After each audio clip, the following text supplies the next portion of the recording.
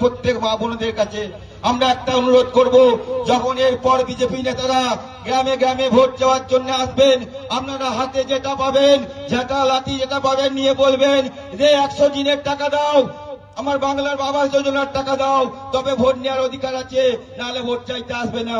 তাই আমি প্রত্যেককে বলবো আপনারা সজাগ থাকবেন। এসআইআর নিয়ে যেভাবে বাংলাকে বিকশিত করতে চাইছে, আবার একটা নতুন ফন্দি করেছে, আমরা তো সকলে সেটা জেনে গেছেন, অবগত হয়ে গেছেন, এবং আমরা তো ভেবে পাই না, একদিকে নিশীথ অধিকারী, একদিকে হচ্ছে আমাদের ওই কবিগান অসীম সরকার, তাদের মধ্যেই যে ঝামেলা হচ্ছে। সুকান্ত এক কথা বলছে, নিশীথ অধিকারী এক কথা বলছে, অসীম সরকার এক কথা বলছে, তাদের নিজেদেরই ঠিক নেই। আমরা মনে করি এসআইআর হোক, এসআইআর হলে আমাদের কোনো ক্ষতি নেই, কিন্তু আমাদের যারা প্রকৃত ভোটার, তাদের যদি একজন ভোটার বাদ যায় তাহলে বাংলাতে আগুন জ্বলবে, এটা কিন্তু আজকে বলে দিয়ে যায়। এসআইআর নিয়ে আমাদের যদিও অতটা মাথা ব্যথা নেই। আমরা মমতা বন্দ্যোপাধ্যায় একটা জিনিস বলেছেন, তিনি যতদিন বেঁচে থাকবেন, এবং তিনি একটা কথা বলেছেন, আমরাও বলছি, যারা প্রকৃত ভোটার তাদের যদি একটা নামও বাদ যায় তাহলে কিন্তু আমাদের বর্ধমান উত্তর বিধানসভা, বর্ধমান 2 নম্বর ব্লকে আমরা কিন্তু প্রত্যেকটা বিজেপিকে ধরে ধরে আগুন জ্বালিয়ে দেবো। আমরা কিন্তু আমাদের সিদ্ধান্ত একটাই নিয়েছি।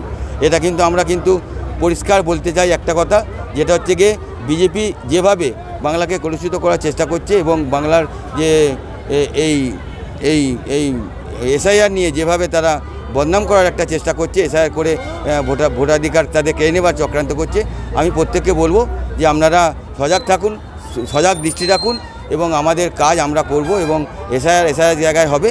এবং আমরা এটাও চাই যে আমাদের যারা বিশেষ করে যারা পূর্ববঙ্গ থেকে এসছে, যারা মতুয়া সম্প্রদায়ের মানুষ, তাদের অনেক ক্ষেত্রে অনেক সমস্যার সৃষ্টি হবে, কিন্তু আমরা চাইব প্রত্যেকটা মানুষ যাতে ভোটাধিকার প্রয়োগ করতে পারে, তাদের একটা যেন নাগরিক ভোটাধিকার থেকে বাদ না যায়, এটা কিন্তু আমরা দেখব। তৃণমূল কংগ্রেসের চুনোপুটি লিডার হোক আর ওনাদের সর্বেসর্বা সুপ্রিমো অর্থাৎ রাজ্যের মাননীয় মুখ্যমন্ত্রী মমতা বন্দ্যোপাধ্যায় এসআইআর এর ভূত দেখছে। 2026-এর নির্বাচন এসআইআর সম্পূর্ণ হয়ে যাবে, ততদিনে ওরা গোহারা হারবে, বহিরাগত রোহিঙ্গা ভোটারদের দ্বারা ওদের আর ভোটে যেতে হবে না। তাই ছোট লিডার থেকে শুরু করে, চুনোপুটি লিডার থেকে শুরু করে এমএলএ এমপি সবাই ওদের সুপ্রিমো যখন ভূত দেখছে এসআইআর, তাহলে এরা তো ভূত দেখবেই। তাই ওরা এখন পাগলের প্রলাপ বকছে, ভয় ধরেছে, ওদের পেছনে ভয় ধরে গেছে, ক্ষমতা হারাবার ভয়, সেই ভয়ে ওরা এত কিছু বলছে। আর রইল বাকি এইসব চমকানি ধমকানি, ভারতীয় জনতা পার্টি একে মারবে তাকে মারবে। প্রথম কথা, এসআইআর এর এত ভয় কিসে? তার মানে ভারতবর্ষে থেকে ভারতবর্ষের যে নির্বাচনী প্রক্রিয়াকে ট্যাম্পার্ড করার যে চক্রান্ত, এখানে তৃণমূল কংগ্রেস জড়িত আছে।